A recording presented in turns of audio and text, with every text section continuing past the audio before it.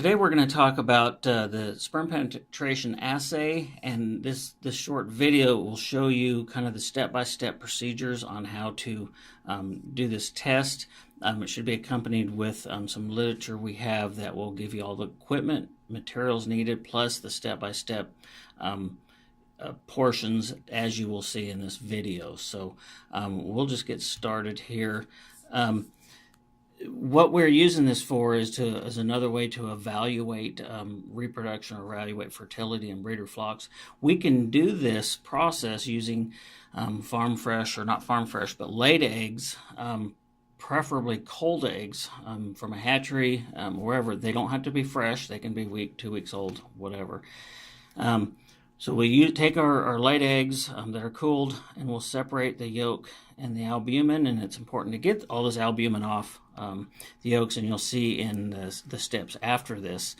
So now we are placing that yolk with the albumin removed on a paper towel, an industrial type paper towel. We'll gently roll it on that paper towel, as you see here, until we find that germinal disc. And then what we're trying to do is get the albumin off of that germinal disc area. So we can either roll it across the paper towel or gently dab that area over the germinal disc. That's the area that we're most concerned with. And then submerge the paper towel. It's best if the whole paper towel gets wet. Submerge it in a sodium chloride solution. You can read about that in the write-up, but we'll let them soak in this 5% sodium chloride solution for at least 5 minutes. Typically what I'll do here is I'll have 2, 3, 4, 6 eggs in one solution, and so as you put the last one in, you're ready to take the first one out. Identify that germinal disc, as we see here. Make sure the yolks are submerged all the way under the solution, so we get that salt solution helps get some of this albumin off. Once we find that germinal disc area, we'll make a little puncture away from that germinal disc, and we're going to cut off the paravitylene layer or paravitylene membrane that overlies that yolk. And again, we're looking at that area around that germinal disc, maybe a centimeter, a little more than a centimeter area. We just want enough that the germinal disc is in the middle of that paravitylene layer piece that we cut, so we have room to straighten it and as we get to that point. This section right here is actually very important, is cleaning that albumin off. Once you get that membrane off, it's pretty tough and sturdy.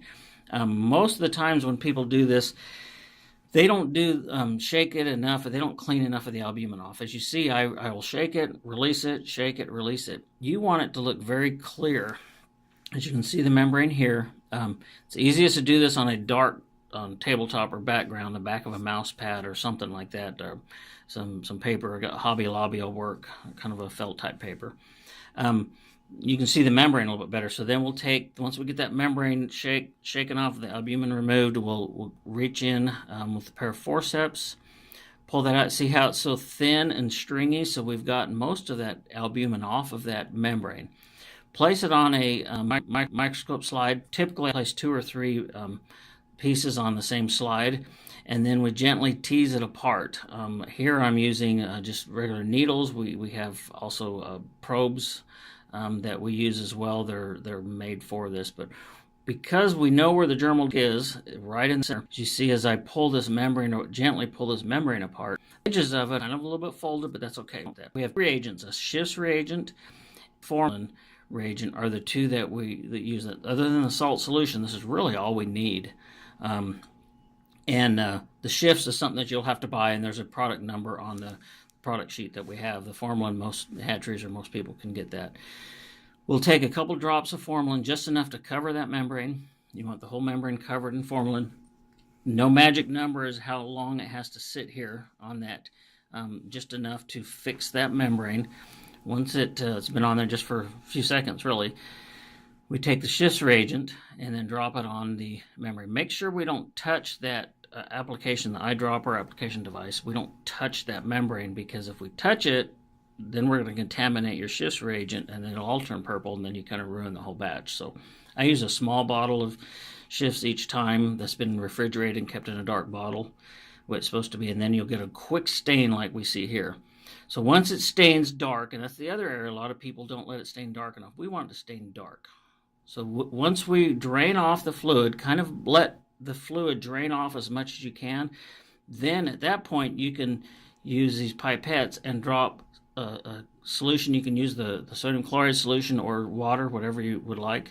I generally use the sodium chloride solution, and drain it off and make sure that membrane sticks to that slide. Let the fluid drain off, then you can start dropping the clean solution on that slide. And then once we get all that drained off, we should have a clear prep like this.